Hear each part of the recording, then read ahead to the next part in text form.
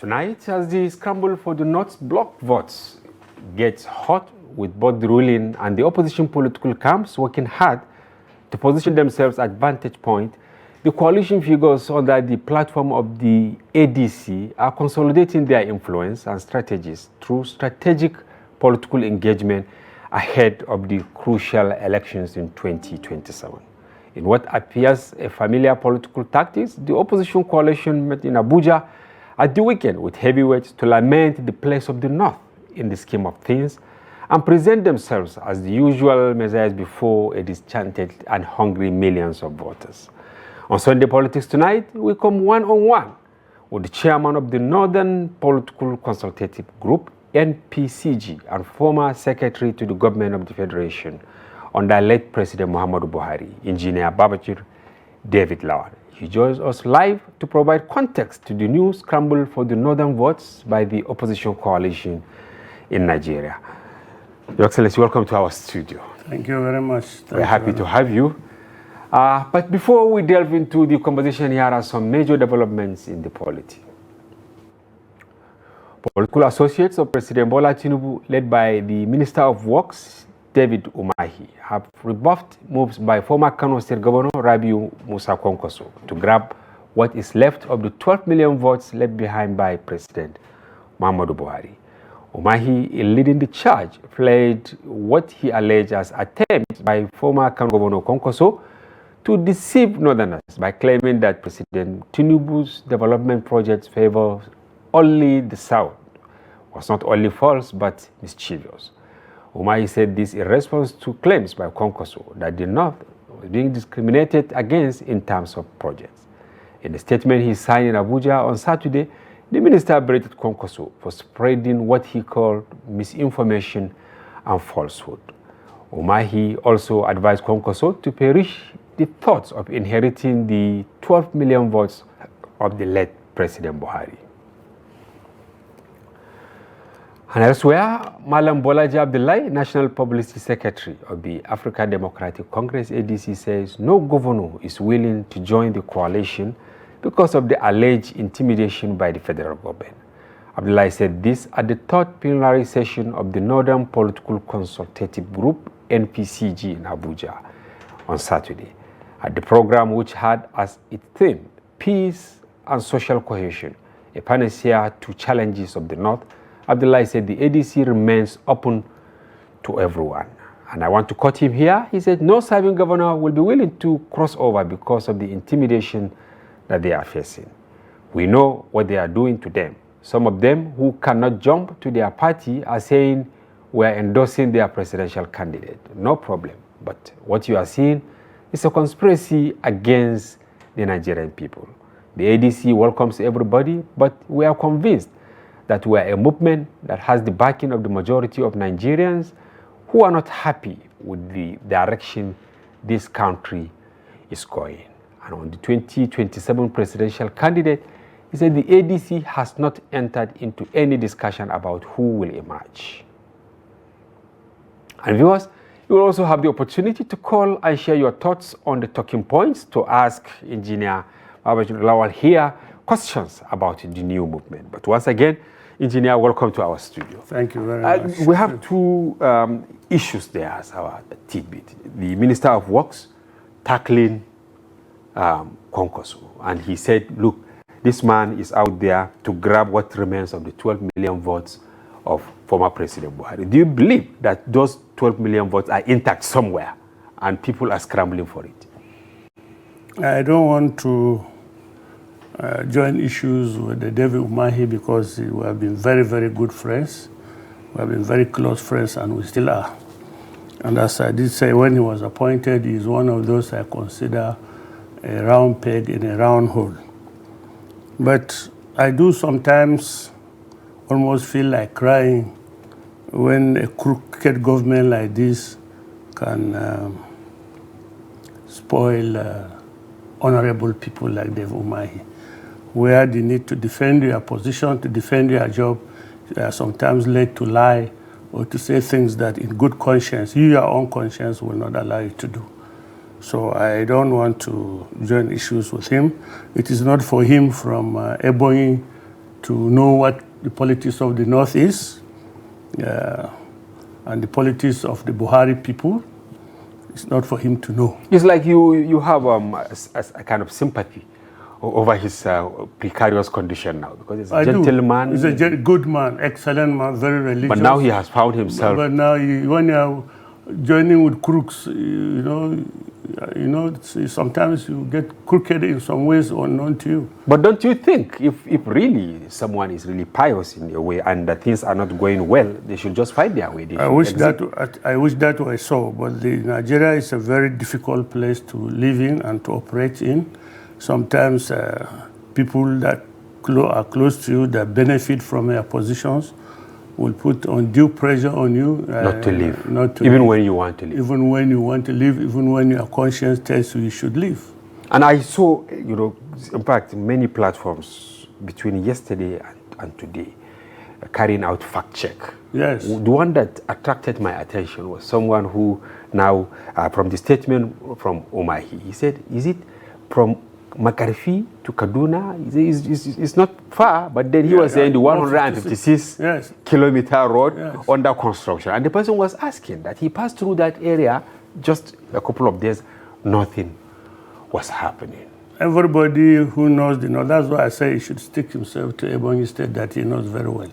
Everybody that knows Kaduna State will know that Zaria to Hunkui is not up. Okay, Hunkui, exactly, not Makarfi. Zaria to Hunkui is not up to 156 kilometers. So I don't know why he got his figures. There was another road, he says, between Jigawa and Kano, I think. Somebody also refuted it. So you also saw what I saw. It's like an internet now. No. It was posted on the area consultative platform, where most of us belong to. And he says he passed that road about 2 weeks ago. There was no sign of construction going on.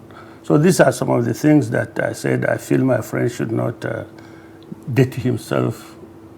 And somebody also sent us a text that the Kano, Jigawa, and Yobe, Maiduguri road, it was issued at the twilight of the President Obasanjo administration. It was also listed as part of the achievements of the Tinubu administration. But the truth of the matter is that as for me, and I travel a lot around the North, I've not run across any project that is ongoing. It's usually start and stop. There's this project, for example, from Yola to Mobi, which was awarded during the Buhari regime.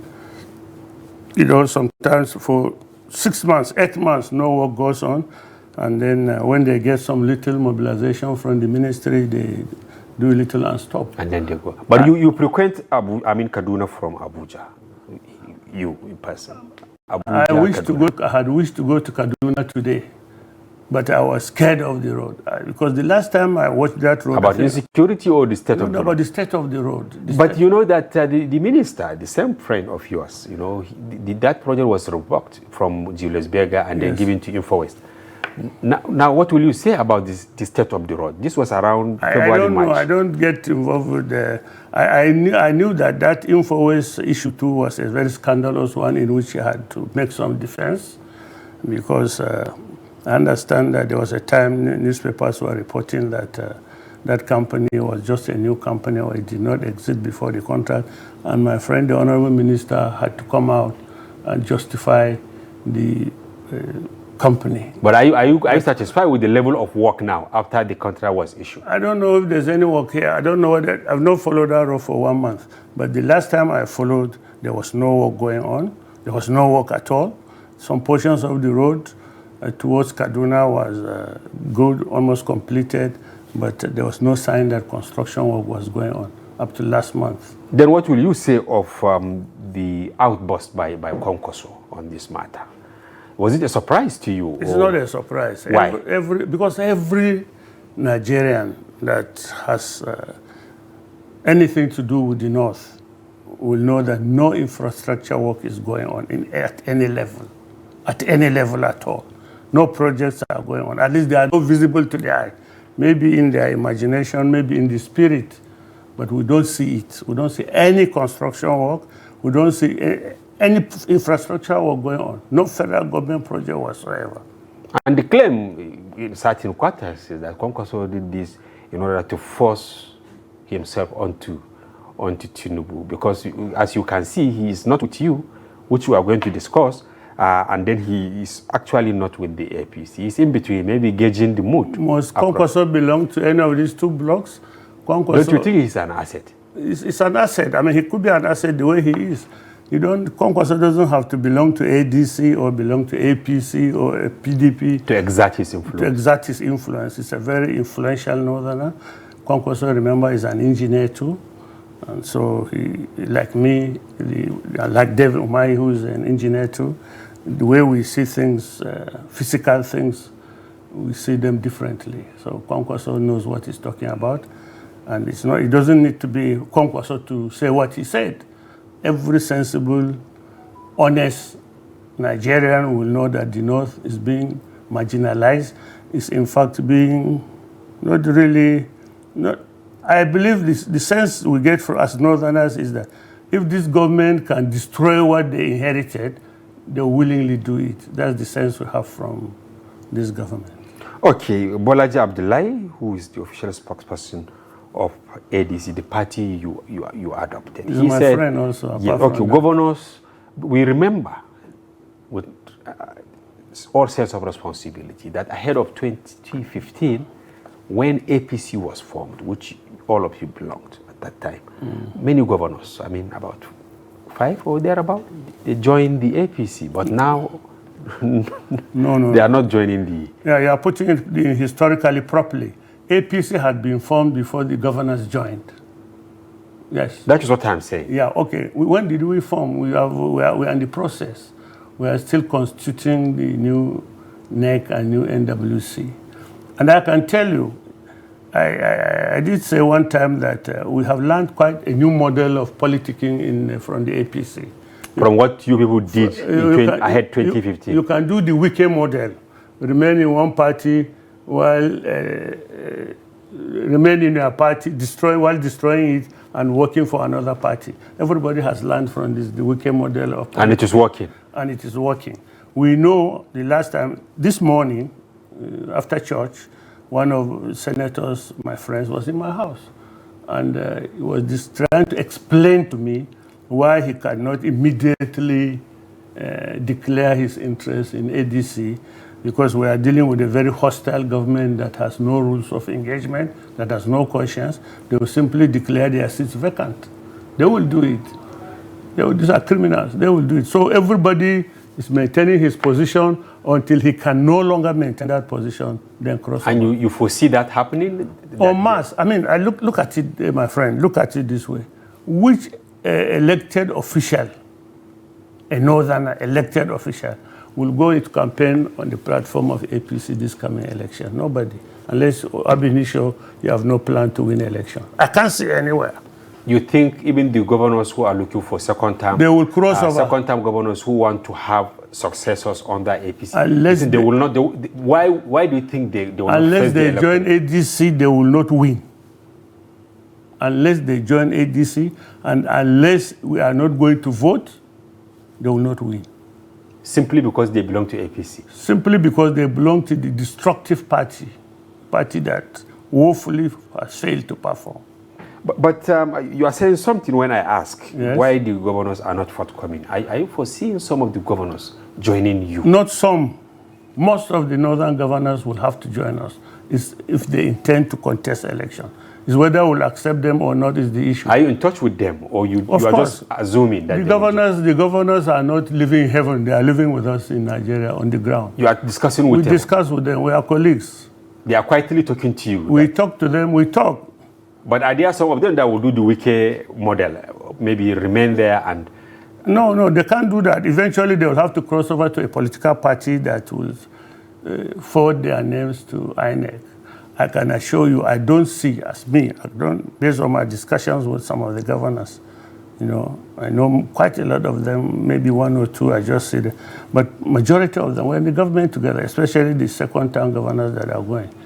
So you know yourselves? I know we know ourselves. The day I put my resignation letter on the social media, one of the governors sent me a text. He said, "Haba Oga, why this?" I said, because this government, it's an APC governor, I said, this government has destroyed the North, and I cannot find myself remaining in a political party that has a deliberate plan to undermine our social cohesion, to undermine our, what do I call it, not to develop us. Everything that this government does is designed to destroy the North. If you say destroy the North, most of you, held serious positions. Yes. You people from the North. Yes. Now, on Saturday, we saw this Northern Political Consultative Forum, NPCG, which you chair. How did arrive this NPCF? It arises from discussions that we are doing. 3, 4, 5 of us got together and said, we cannot continue to listen to grumblings and complaints from Northerners. We must begin to take this goes back about more than a year ago. Even before the ADC thing came up, yes, it has been in existence. The Northern Political Consultative Group, yeah. So we decided to meet. How do we address our problems? When you say we, of course we've seen some faces. It's not a one-man show. It's not a one-man show.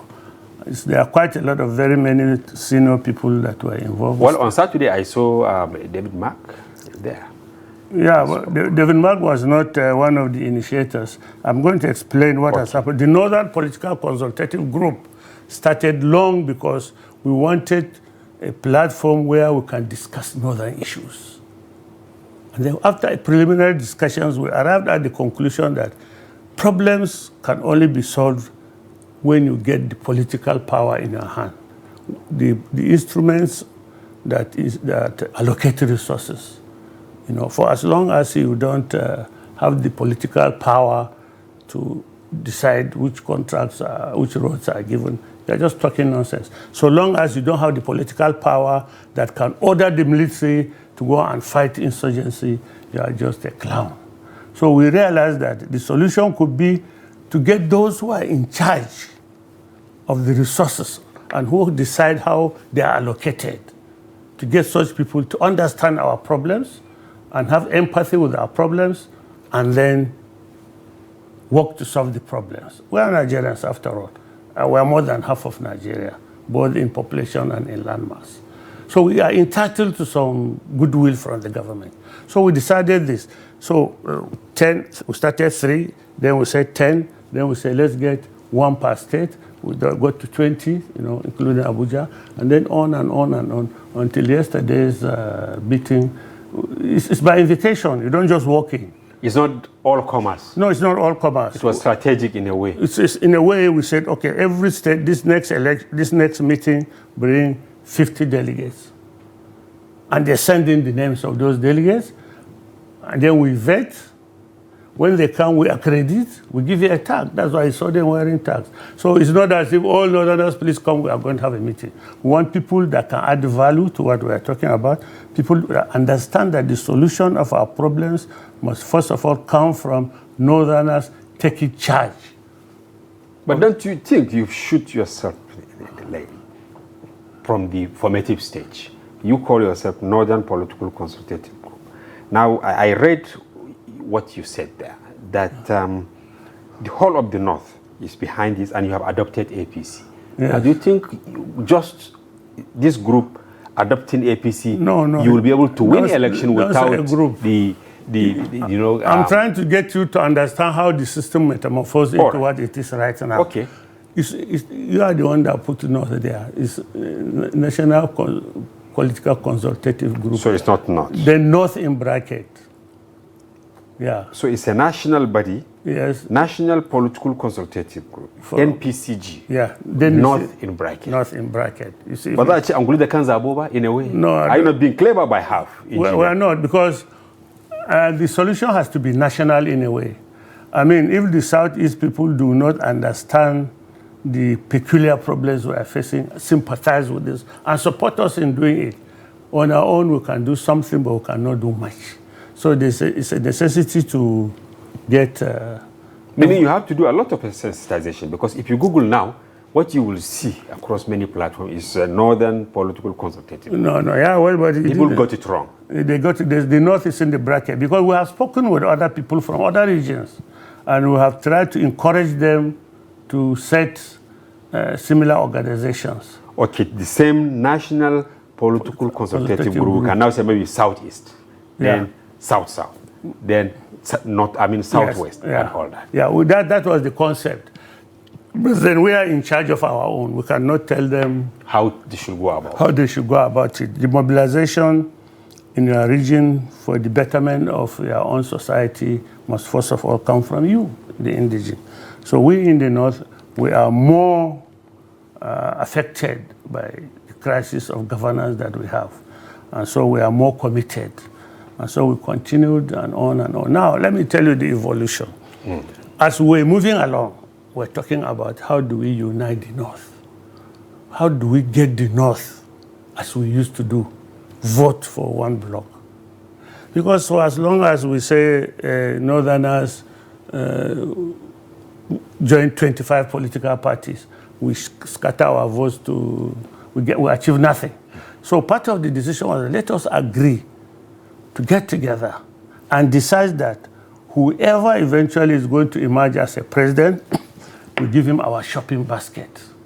We negotiate. And then as a bloc, Northerners, we now say, okay, gentlemen, this is the man that is going to address our issues. We've started with him. He has agreed to do this and this and this. The problem has been that from time immemorial, since the return to democracy, Nigerians elect a president, goes into the villa, and a day later he sees himself as an emperor. He allocates resources to whoever he wants. He appoints whoever he wants. He doesn't, suddenly, because of that tendency to become an emperor, people now start to genuflating, lobbying, even buying positions, as now happens. And because that is one man or hundreds old. So we decided that we shouldn't allow this again. Before we vote for that man as Northerners, he must tell us how is he going to address the security. And our experts must tell us. Was that not done ahead 2015 when you people we didn't showcase Buhari as we didn't. We didn't. I was right at the heart of that thing. And I can tell you now, earlier on, as we were going, when we saw that Buhari was going to win, as the election was going, I did reach out to some eminent Nigerian Northerners. I said, gentlemen, the way the North works is not, it's the way there are some people at the back. When things go wrong, they can tell the leader, you are not doing right. Or well done, you are doing well. I tried to get a group of similar people, elderly, experienced, that maybe 10, 20 of them can get together, and when things go wrong, they can move to the President Buhari and say, oh God, this is what the Nigerians are saying. Everybody was a chicken, this man is very stubborn, this man. So people were reluctant. They were reluctant. And so we ended up where we are. Do you have any regret that what happened between 2015 to I've no regrets. What should I regret? What is there to regret? Life is continuing. People believe that must have, even if not the seed, but then it actually watered the existing problem in the North. How things I don't want to. I was part of that government. Even up to the time Buhari died, I still considered myself one of the few people that he would listen to. And he does listen to me. And he's somebody that will thank you if you give him spiritual advice. He listens. Buhari listens and listens and listens until you probe him. You prod him hard. You hardly know whether what you have told him has registered or not. But I am somebody that has known him for quite some time, and I can prod him, and he can tell me, oh, thank you very much, AJ. God bless you. Oh, thank you, sir.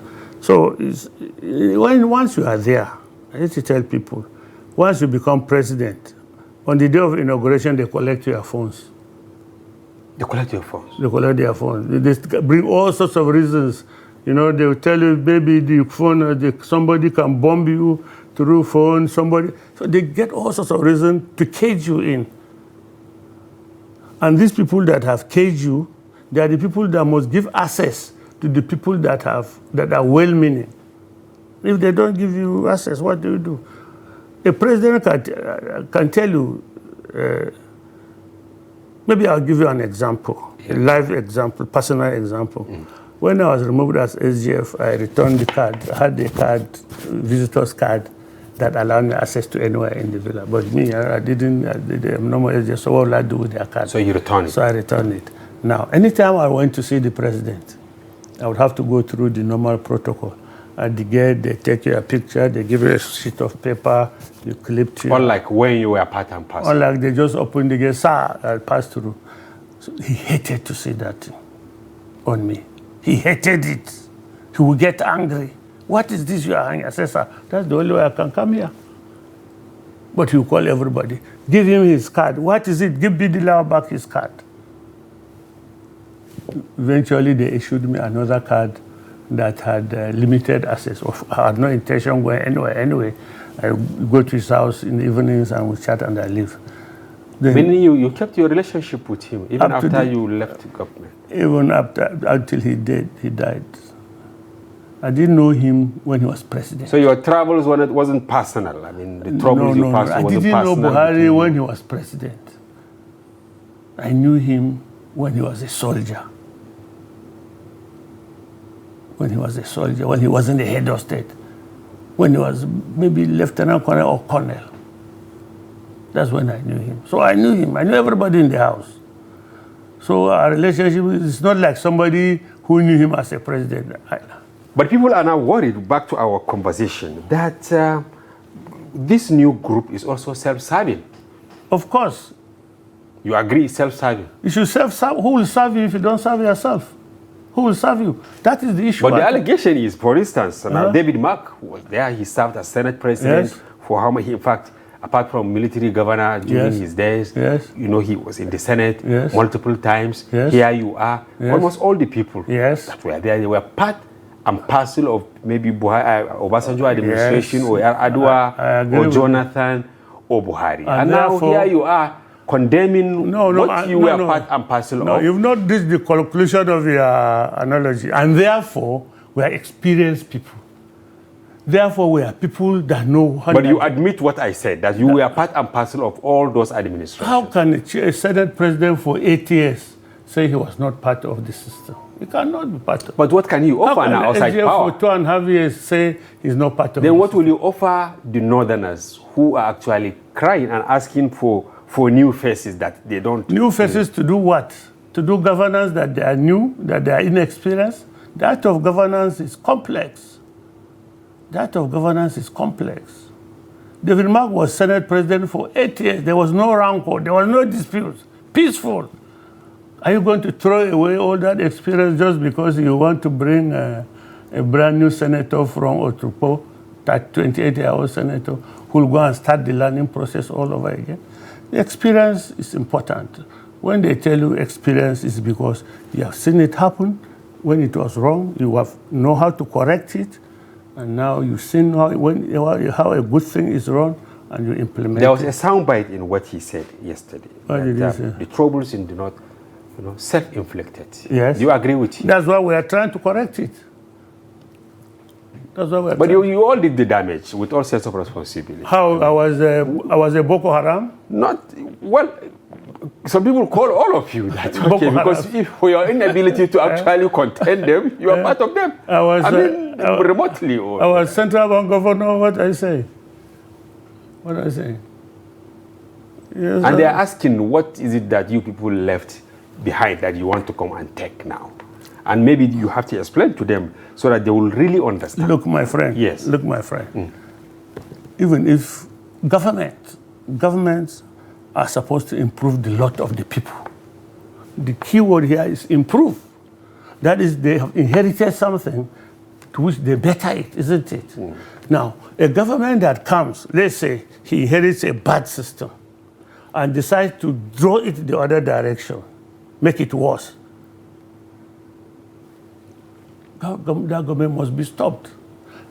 What he is expected to do is move it forward positively. In science, we have a y and x and y axis. There's a negative axis. They're expected to move in the positive direction at all times. Better the lot of Nigerians. Better, that's the key word. not set it back. Another problem is, apart from I have a list of more than 20 pro-North groups here. Yeah. Before yours, we have the League of Northern Democrats, Yes. which, came on board not, I think, more than 2 years. Yes. Or thereabout. Yeah. Then we have the older ones, like the Arewa Consultative Forum. Yes. We have the Northern Elders Forum. Yes. We have the Middle Belt Forum. Yes. Now you have ones that actually pro-regional distinct, like you have maybe Southern Kaduna, you have all of that. Ethnic nationality. Ethnic nationality. Like my own tribe, Kilba Development I have it here. I don't want to actually dissipate energy to list them. Yes. Are you worried that you people are actually compartmentalizing? No. That is in fact the strength of the system. First of all, I am a member of the Arewa Consultative Forum. And the Arewa Consultative Forum set up a peace and reconciliation committee, in which I'm a member. Okay? Now, Arewa Consultative Forum, by its constitution, they like to say they are not partisan. They are not partisan, but they are political, but not partisan. I understand too that the Northern Elders Forum are like that. They are not supposed to be partisan, that is, support a given political party, but they are supposed to have interest in the politics of the day. Now, we look at it. We are talking about power to deploy the resources of the government, of the nation equitably, in a fair and equitable manner. Deploy the resources of the country to better the life of the citizens. That is political.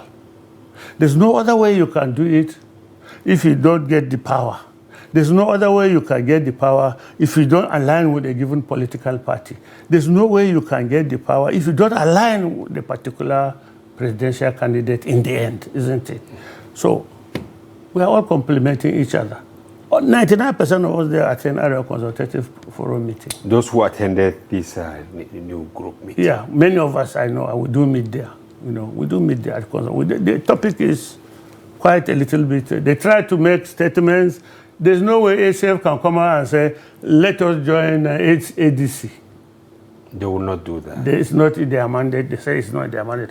We are able to say that. And some believe ADC might not necessarily be the right party that will be accepted by people from this part of the country. Why?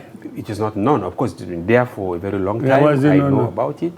It has participated in some political. Why not PDP? Why not NNPP? Why not Labour Party? No. Which made some headway. You must give us some credit, my friend. Give us credit. Give us credit. No, give yourself. Let me. No. Give us credit. You don't become an SGF by being a dunce. No dunce can be secretary to the government of the Federation. None. No dunce can be fought the Civil War, was Minister of Communication, was Governor of Niger State, was Senate President 2 times.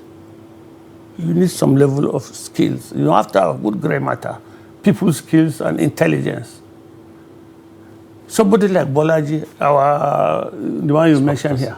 Bolaji was a minister. Bolaji was at one time spokesman for APC. So what is he bringing to the platform? He's bringing intelligence, he's bringing skills, he's bringing experience. So when we set out to do this, we had a team, 2 teams in fact. One team looked at the viability or possibility of us registering a new political party. A second team looked at the viability of us moving into an existing party that has registers, that has registration certificate. These 2 teams went to work. The one that was to check on the viability of an existing political platform did a lot of analysis with lawyers, sons, former governors, former National Party chairmen.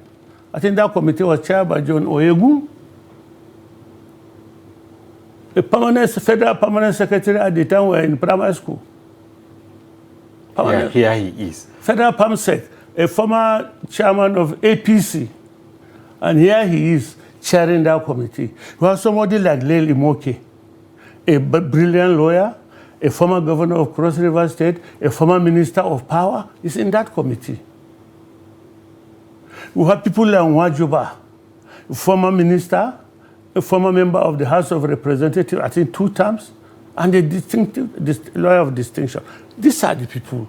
They sat down, they got the constitution of these political parties, analyzed their leadership structure, analyzed their constitution, analyzed their management structure. Stability. Not just the structure, the stability. But we saw people like Dumeji, the presidential candidate, saying people are invaders in a way. If I knew you were going to ask me this question about Dumeji, I would have come with the document. I would have come with the last convention of ADC, which was held on 22nd October, I think, October 2022. Headlining that, apart, there are 2 main issues I could see in that. This document I have was a certified true copy of a document we obtained from INEC. That is the records of activities and proceedings of ADC as they have registered. You go to that extent? Yeah, we go to that extent. On that, there's one of the resolutions, which was unanimously passed, was a resolution to expel from the party about 14 people.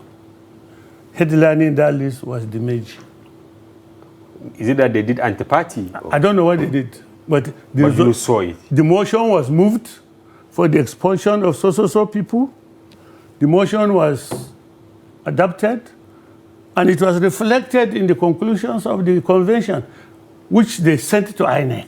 But it is believed, of course. So Dumeji can go around and say because he was a former president. So you think he's actually a non-sequento? I mean, see, Dumeji is in the oil industry. You can't be in the oil industry and quarrel with Bola Tinubu now. You can't be an oil. So you think he's doing the bidding of the president, in a way, by calling some of you invaders? I think he's doing his own interests by securing the security of his business. That outburst? I don't know, it's not only outburst. He went to court. Okay, I want you to answer this in 1 minute so that we will open the line. Our viewers, they want to ask you questions. Yes. People believe Tinubu is maybe ahead of you in terms of the strategy. For instance, just recently, the appointments, he did over 90% from the north. They just announced that the AKK project has reached over 98% completion, and then the appointment of Nentawe as the APC chairman, representing many constituencies. I look like one, I think. No, just answer me so that I understand what frame you are coming. I'm just asking what viewers would like to ask. These are all cosmetic things. Let them answer, I'll tell them. These are all cosmetic things. When I was the one of the actors that opposed the Muslim ticket. When I see the appointment of a Christian chairman for ABC, I know that Bola is preparing for another Muslim ticket. So the coming of Nentawe is to ensure the Muslim. It's a sort of placating. And that was why you even started fighting. Because we are idiots. Because it is we are idiots. All right. Viewers, of course, we have in the studio Engineer Babachir Lawal, the former Secretary to the Government of the Federation, who is leading one of the northern groups now, to our state President Bola Tinubu. It's time for you to call. Use the telephone number on your screen. No use of foul language. If it is comment, do it apt. If it is question, please ask good question that the guest here in the studio will answer. Over to you as we await your call. Okay, now you think the strategic appointments by the president, that is not brilliant at all. That is not brilliant at all. It's an open, every idiot knows what he's doing now. Now he wants to go to election. The other time he was moving chairmanship as if it's a political appointment, left, right, and center. So he had a Muslim chairman, Muslim vice president, a Muslim president, all that. Suddenly he thinks that the Hausa people are not going to vote for him. The Muslims that voted for him, he has alienated them, he has embarrassed them, he has underdeveloped them. They are angry, so he thinks that I'm an intelligent man. Let me go to the other side. Let me go to the Okay, we have a caller on the line. Hello, welcome to Sunday Politics on Trust TV. Who is on the line? Hello, welcome to Reduce the volume of your TV set so that we can hear you, please. Okay, go ahead. Hello? Hello, yes, good evening and welcome to Sunday Politics. Who is on the line? It's you, from Okene, Kogi State. From Okene. Okay, what is the name? Hello? Just wait for 2007. Tinubu will know that we pharmacists are not a fool. We are going to show him by voting him out, inshallah Karim. What are your reasons? My reason is that, in fact, all the policy was introduced is anti-marxist policy that he was introduced. How can a government, within a year, you remove fuel subsidy, and fuel subsidy after that everybody have faced hardship, serious hardship. And now come again, he removes subsidy of education, he removes the subsidy of electricity, then he now developing area, and all this one has a negative impact on pharmacists. So we are waiting for him. What is your name? Thank you very much. I don't have much Thank to say. you. What is your name? Yeah. Anyway, you have passed the message. You heard him, but we have to be frank here. When he said the president removed subsidy on education, that's not correct. What is correct? You also align with what he said? No, you say it's not correct. What is correct? There's nothing. Because we know that universities are still tuition free, and we have the NEL fund. No, universities are not tuition free. Universities are not tuition. I don't think that there's any federal university in which if you don't have 300,000 or 400,000, you can register and start classes.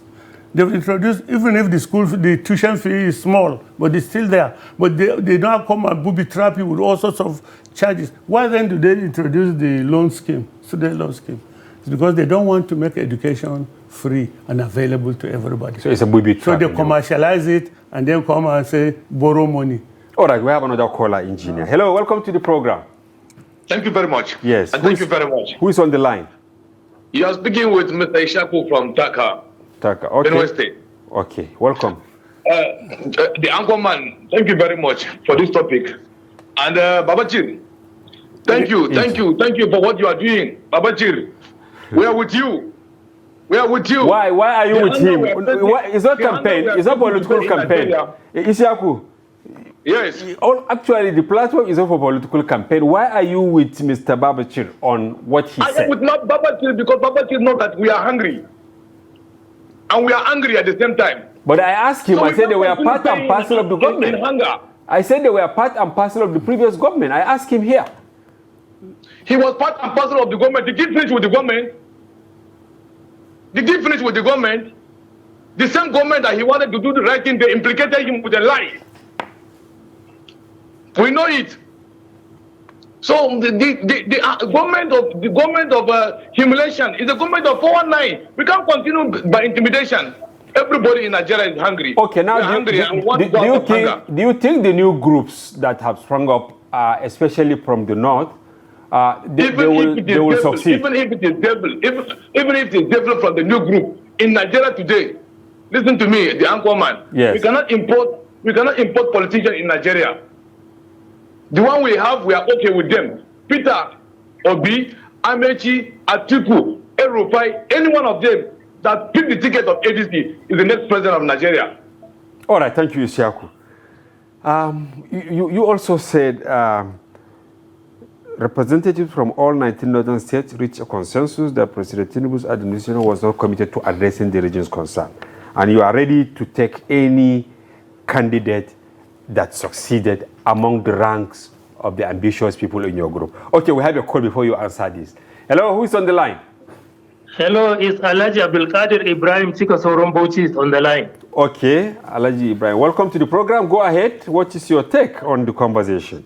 Thank you. I think what Babachir is saying, yes, Babachir is saying the obvious. How? I assure you, Nigerians are hungry and angry. What this government did from day one is to cause havoc, hardship, and sadness. So we assure you, Nigerians are ready and waiting for the coalition to come and take over from this senseless government that does not have any sympathy and apathy for Nigerians. I have a question for you. Yes, Ibrahim, I have a question for you. Yes. Before this administration, we had administration of late President Buhari that was there for 8 years. This man from the north, may his soul rest in peace, people around him from the north, and all that, including engineer that is here with us, up to certain level. Now, this administration, you can see, they are saying they inherited most of the rot from the previous administration. So what are we talking about? If you mean Tinubu inherited the removal of fuel subsidy? Tinubu inherited the hunger and anger that created in Nigeria? But you know that even the Buhari administration, they said that from August of 2023, subsidy will not be there, assuming the lifespan of that administration was extended. Babachir said it all. He said the essence of government and governance is to improve the quality of life of the citizenry. So if you are pursuing power, to come to power to add hardship, anger, and poverty on Nigerians, then you have no business in government. All right, thank you, Ibrahim. We are wrapping up. We have less than. Keep it up. Thank you. We are with you. Okay, they say you should keep up, but then you have 1 or 2 minutes are waiting for APC to now summarize. You can see the. I understand where they are coming from. Yes. You know, there are things this government has done that I mean, they are so anti-people you don't understand. Last year, let me give you as a farmer, as a big-time farmer, last year, we could sell a bag of maize for 110,000 naira, a bag of maize in Adamawa Hong local government. Now, that year, last year, fertilizer was 45,000 per bag. Remember, during Buhari, fertilizer was 5,500. As soon as Bola Tinubu took over the farming season, the first farming season under Bola, fertilizer was 45,000. But you know, price of maize has come down now, 65. That now, let me explain to you. Okay, in 1 minute, because we have come to the end of the program. Okay, because you see, the food security that we must have, this government has destroyed it. What they simply did is they have poultry farms all over the south, laying eggs, eating chicken. They imported maize, expired maize from other countries, and flooded the market with it. They imported expired rice and stopped the Anko Borrowers program and flooded the market with it. They imported creating farming jobs in other countries and then crashing the price of our own farmers to the extent that farming has become a losing venture. You think farmers will go to farm this year, going by what you said now? I am a farmer. I'm telling you, story, my friend. I'm going to the farm, but I'm telling you, fertilizer in my village this year is now 70,000 as at yesterday. 70,000. Which is more than the price of a bag of. Which you need to sell 2 bags of maize to buy 1 bag of fertilizer this year. And you can't farm maize without fertilizer. So what will you advise finally in They should return to Buhari policies, subsidize agriculture, lower the inputs, return the Anko Borrowers program, where farmers can borrow money and farm and pay back with their produce. All right, I wish we had more time. Unfortunately, it is not on our side. Thank you very much, Engineer Babachir Lawal, former Secretary to the Government of the Federation, now Chairman of the National Political Consultative Group, North, for coming to our program. And we hope to have you very, very soon to expatiate of what we discussed. Thank you very much, my brother. Thank you. All right, and viewers, that's a wrap on today's package of Sunday Politics. Join us tomorrow for Daily Politics. From here, thank you. I'm Hamza Idris.